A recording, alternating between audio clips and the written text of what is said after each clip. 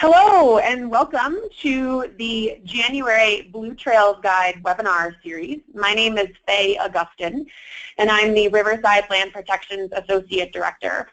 I'm really glad that you are all here today to learn more from Dan Omasta about community stewardship through experiential education. A couple of quick things before we jump into the meat of the presentation today. As always, if your connection is lost, please use your unique web link and passcode provided to log back in with your GoToWebinar link. As always, this webinar is recorded and will be available this coming Friday, February 3rd for viewing at bluetrailsguide.org/blog. If you have any additional technical difficulties or questions, my contact information is on the screen now, faugustin@americanrivers.org. And one last reminder, there is about a 3 to 5 second delay with the GoToWebinar platform, so please be mindful of that as we move through our presentation.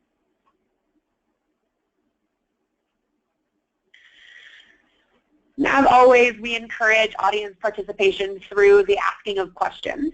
We will leave about 5 minutes at the end of our webinar series for our question and answer session. I would encourage you throughout the webinar to ask any questions that you have by typing them into the question box in the side panel of the GoToWebinar platform.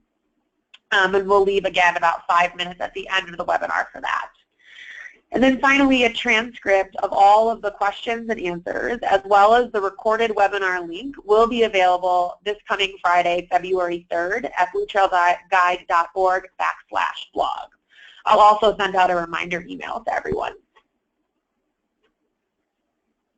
So without further ado, I'm really excited to have Dan Omasta with River Restoration Adventures for Tomorrow be our January presenter for the Blue Trails Guide webinar series.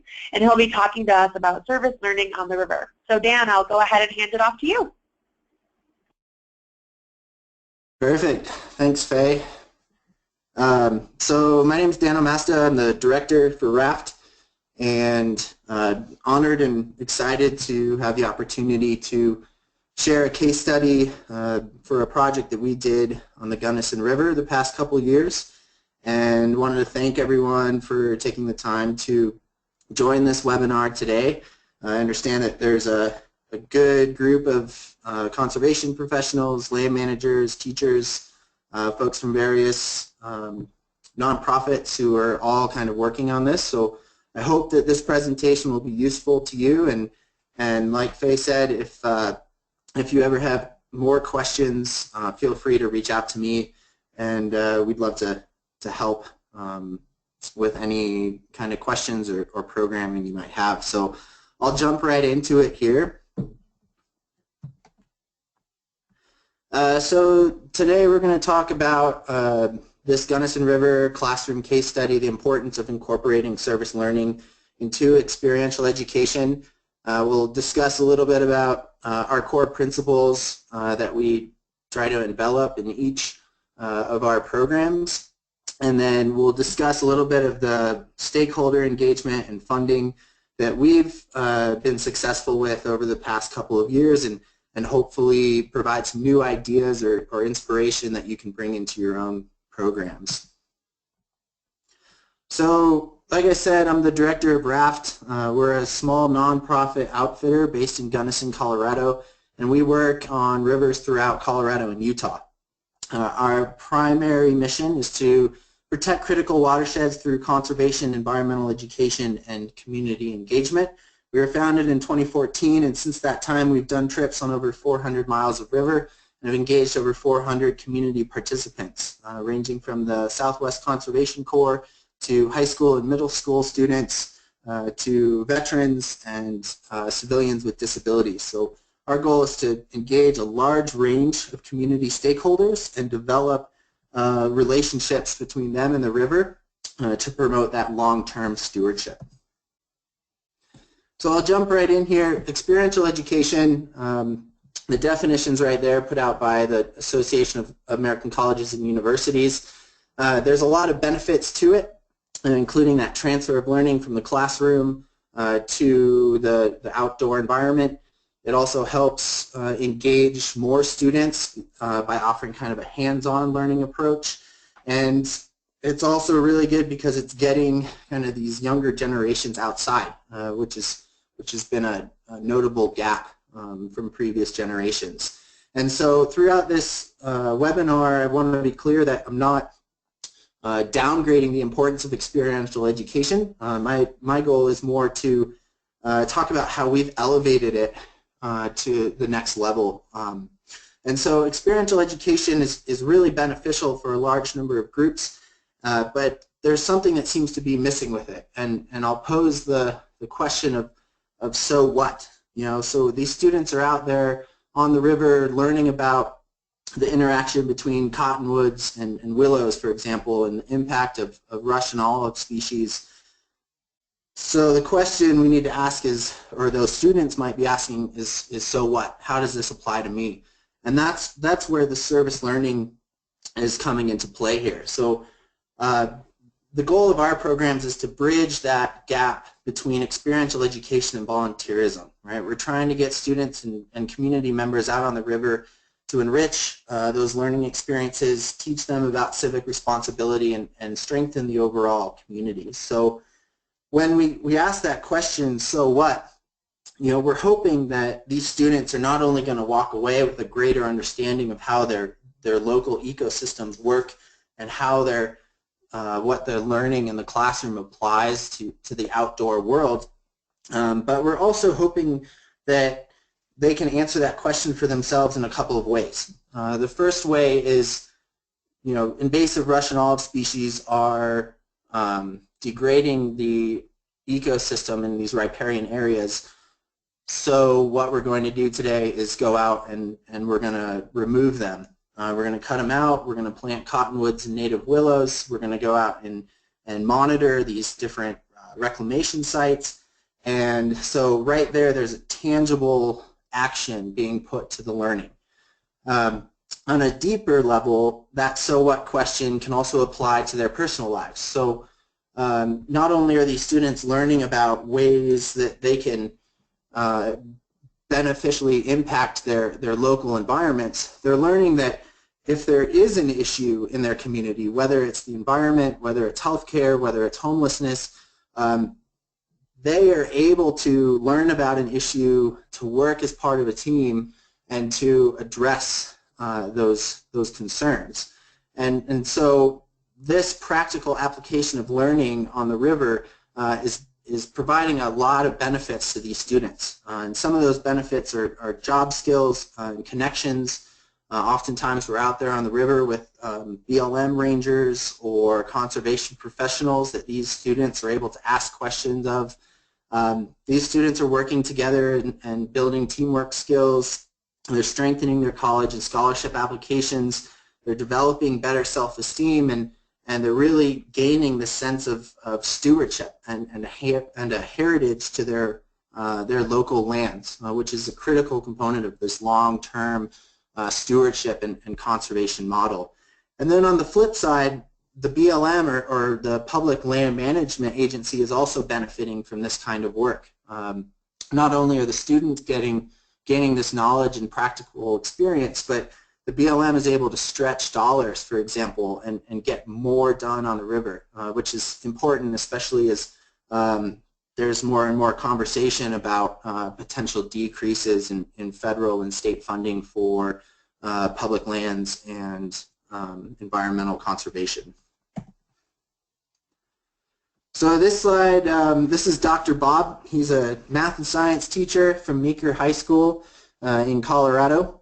He recently won a Teacher Recognition Award from the Jared Polis Foundation, and he kind of epitomizes this idea of getting students out there, teaching them about the environment, about how to collect data and understand what's going on, but then also how to be conservationists or to make a difference in their communities. And it's he's really made a ripple effect throughout the Western Slope, because in teaching students about how to get engaged in their communities, he's setting them up to do the same. So he had a student a while back, Kevin Dunbar, who now is a teacher at Cedar Edge High School, who does the same thing by getting his students out of the classroom and onto the river. And we've actually worked with him and his students a number of times out on the Gunnison these past couple years. And so I think it's important to remember that not only do these kinds of programs affect the immediate population and participants who are joining them, but it's setting them up for success down the road and for them to be able to inspire and make change in the lives of others. So I really applaud everyone here who's engaged in this kind of work because it really does make an impact. So I'll kind of jump in now to the specific case study on the Gunnison River. RRAFT for the past couple of years has been working with the BLM Uncompahgre Field Office in the Gunnison Gorge NCA and on the lower Gunnison River. And what RRAFT does is we, as an outfitter, will work with local land managers to identify what their primary project goals are and find ways that we can help them. And so it can be floating down the Gunnison and cutting out hard-to-reach Russian olive populations. It can be planting cottonwoods on riverbanks with no road access, things like that. And so what we then try to do is connect those types of projects with students or other community members who can benefit from both the environmental education experience as well as help the BLM achieve these goals. So for this area, the BLM's been working on mitigating Russian olive and other invasive species like tamarisk for a long time now. They started planting cottonwoods around 2007 to help with the regeneration, and the impact of the tamarisk beetle as well as Russian olives have given them a leg up, and this area is really starting to come back. And it's important because the Gunnison Gorge NCA and this 6-mile stretch of river is right on the border of the Black Canyon and the wilderness area there. So it's an important buffer zone to promote healthy ecosystems and to keep invasive species kind of at a minimum so that they don't spread into the wilderness area where they're harder to manage. So as part of that effort, the past couple of years we worked with Delta High School and Cedar Edge High School to get students out on the river and to help protect these special places in their own backyard. It started with a cottonwood planting project in spring of 2015 where we had an AP Environmental Science class come out on the river with us. They helped to plant over 180 cottonwoods and got to learn about the ecosystem as well. This past spring we did a kind of a career talk and Russian olive mapping project. So we brought 6 outdoor professionals down the river with us to kind of engage and work alongside these kids to give them an opportunity for more of a informal discussion and conversation with these professionals about working in everything from being a fishing guide to a conservation professional, working for a nonprofit, or being a BLM ranger. And so it was a great opportunity for these kids to kind of start thinking beyond high school, beyond graduation, and seeing the kinds of things that they want to do. And we followed up that mapping project in the fall with Russian olive removal, where RRAFT sent sawyers into a few project sites the day before to cut these trees down.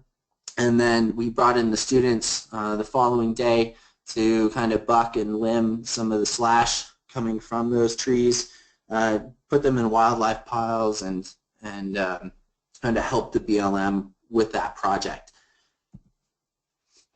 So these are a few more pictures of what's been going on down on the lower Gunnison River the past couple of years, getting these local students out there and getting them invested in the long-term health of this ecosystem, and really giving them this sense of ownership and heritage of the land, because now they're inherently tied to it. As part of this project, we also, like I mentioned earlier, we like to engage a wide audience. So we did a 3-day float down in the lower Gunnison River in the Dominguez Escalante NCA with Piece of Adventure and the Adaptive Sports Center. So we had the opportunity to take veterans, military veterans coming back from Iraq and Afghanistan who partnered with civilians with disabilities, and on that trip there was 2 guys with visual impairments. And so during that trip, not only did they get to have fun and enjoy this river, but they also helped with trash cleanup and removal of illegal campsites. We also engaged at-risk youth, ages 7 to 14 from the Gunnison Valley Youth Mentors Program, did a trash cleanup along the river, as well as participated in the Paonia River Festival, which drew over 150 local residents. We did kind of a trash cleanup on the North Fork of the Gunnison River, which doesn't flow very often. So all of these trips are combining this service with an appreciation for a healthy river and recreating and really being a part of it. So I have another slide right after this discussing more about the partnerships, but these kinds of projects take a lot of funding and they take a lot of stakeholder engagement. And so for these projects, the past couple of years, we've had the generous support of American Rivers. The BLM provided a lot of in-kind resources, such as the cottonwoods, planting time, rangers out on the river. We were also able to leverage money that the Uncompahgre partnership got from the Colorado Water Conservation Board to remove Russian olives. We were able to bring in those students and really stretch those conservation dollars, which is a great kind of takeaway and success story from this project, because that money really only goes so far, and to be able to bridge these large groups of students with this limited funding really helps make a larger difference. So the way RRAFT worked and the way this system kind of worked out for this project is you have your land manager or you have your friends organization that has a series of goals, and RRAFT kind of comes into play by working with them to identify their goals and project needs, and then we seek community organizations throughout the local region to help with those kinds of projects. And so they're able to benefit, again, from that environmental education and recreation, but then they're also helping these agencies achieve their goals. And for the folks listening to this webinar, you can kind of substitute RRAFT for your own organization, or as the BLM or land manager, reaching out to schools and coordinating these types of events with teachers can be really successful and really make an impact in these students' lives. So there is a component of each project that we really focus on, and that's making sure that everything we do affects the environmental, economic, and social aspect of a certain community. So for this specific project, we had some notable environmental successes. We removed 65 Russian olives, planted 180 cottonwoods, cleaned up trash, and really improved this ecosystem in this important buffer area around the wilderness area. So then we also, from the economic side of things, we're providing job skills and experience to these kids. We're providing them with opportunities for internships or future careers in the outdoor industry, and we improved kind of that river access for fishing. I forgot to mention earlier that this section of river is considered a gold medal trout fishery. So they've got thousands and thousands of people coming in every single year, bringing in tourism dollars and really being able to improve and maintain the ecosystem in the area is a win for local business, and it's a win for the fishing guides and fishery as a whole. There was also money saved by the BLM. They were able to really stretch those conservation dollars by getting volunteers in there and these volunteers obviously also benefited from the experience. And then we also promote a social aspect to it. So we're working with youth from low-income communities, we're working with other diverse stakeholders, and really focusing on the personal aspect as well, and empowering these students to not only become environmental stewards, but citizens within their own communities, and to know that if there is an issue that they're passionate about, that they can really get engaged with it and make a difference and work as part of a team. And it was also beneficial for them too, as a young generation, to be working alongside authority figures, such as river rangers, teachers, principals, and know that as a whole everyone's working towards protecting the river, and so that hopefully down the road they'll be more likely to engage with other authority figures such as politicians, city councilmen and women, if there are issues that ever come up. So we're using the river as a platform for personal growth and learning, and we're also making an impact for the ecosystem along the way.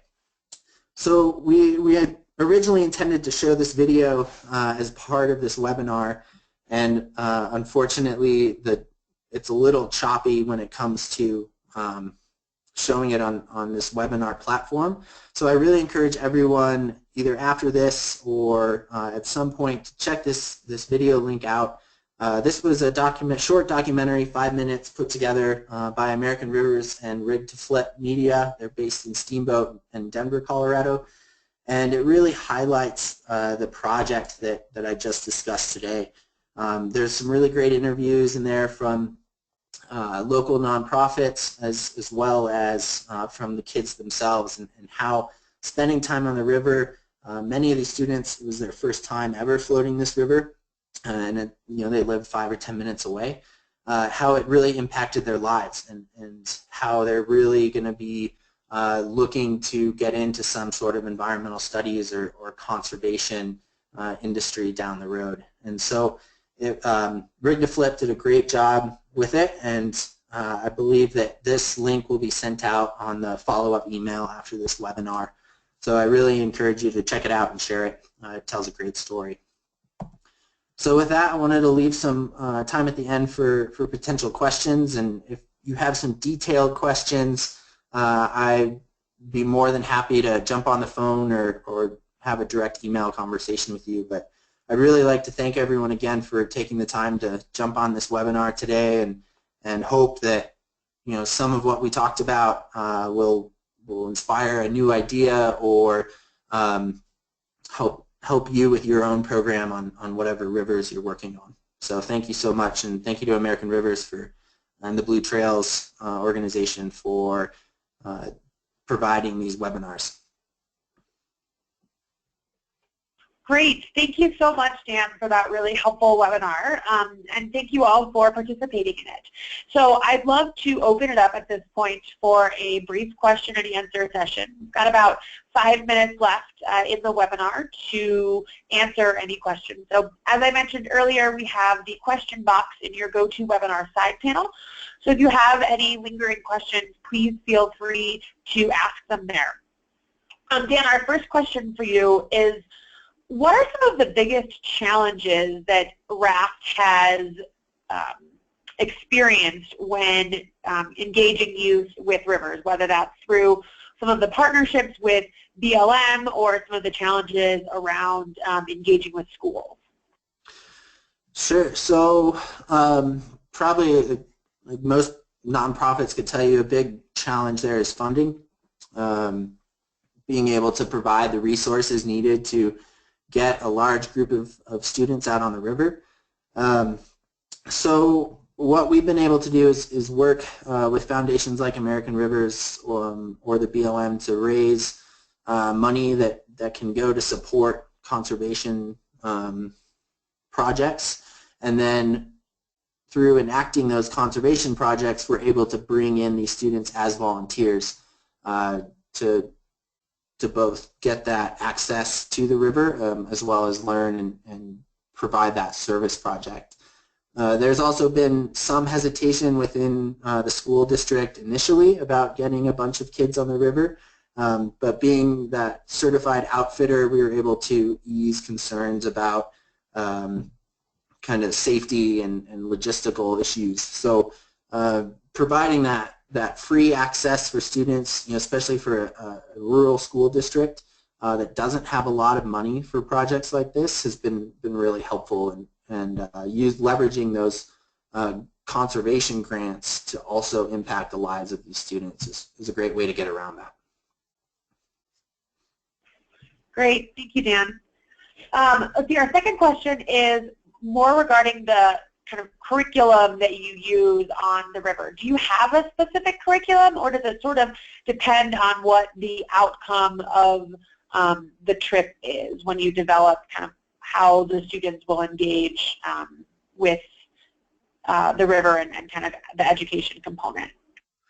Sure. So we don't have a standard curriculum that we use out on our trips. Each curriculum is kind of based around whatever service project is being implemented, as well as the population that we're bringing out onto the river and the age group. Oftentimes we'll work directly with the teacher to create that kind of curriculum or conversation that's going to be happening, and so it's it kind of frees up RRAFT to focus a lot on connecting these students to the river from a river guide point of view and people who are out there a lot, and then also combines that with the teacher or whatever expert that we happen to bring along on a certain trip. They're able to really provide that quality, in-depth analysis of specific topics as they relate to that ecosystem. Great, thank you, Dan. The next question is, again, staying on the school topic. What type of commitment do the schools that you work with have to give? Do they have a contract or an MOU that you have to sign? What sort of is the logistical piece behind that? So the first year we started out pretty much just emailing back and forth, and then we were able to create an MOU with the specific high school, so it's either Delta or Cedar Edge, and that pretty much outlines RRAFT's commitment to providing professional outfitting services, as well as we go through the American Canoe Association for insurance, so all of the students are covered for on-river recreation.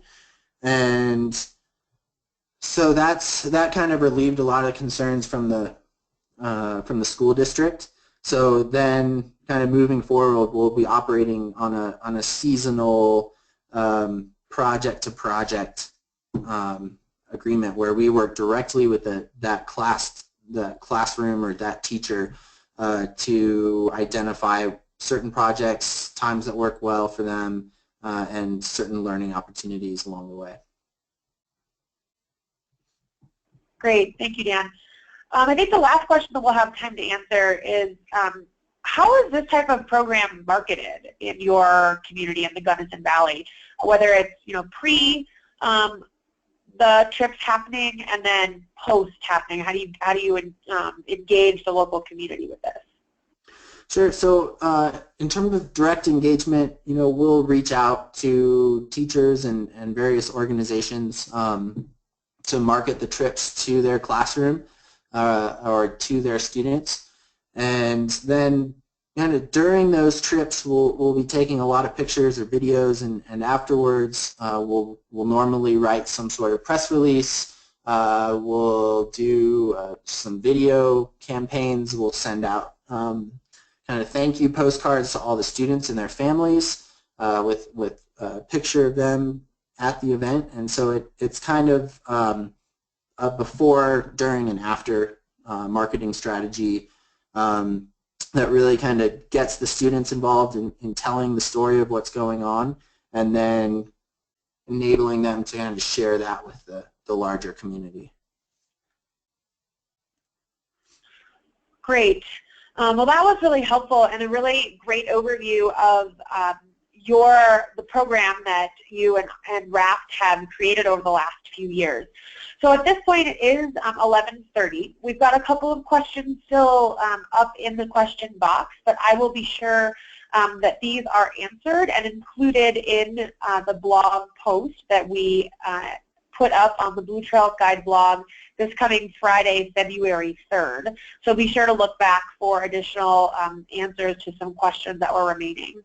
Dan, thank you again for your presentation, and thank you to all of our participants for joining our January webinar. Stay tuned for more information in the next couple of days regarding our February monthly webinar, which will happen during the end of the month of February. So stay tuned for an email about that. Thank you all so much for participating, and we look forward to seeing you soon. Thank you, Faye.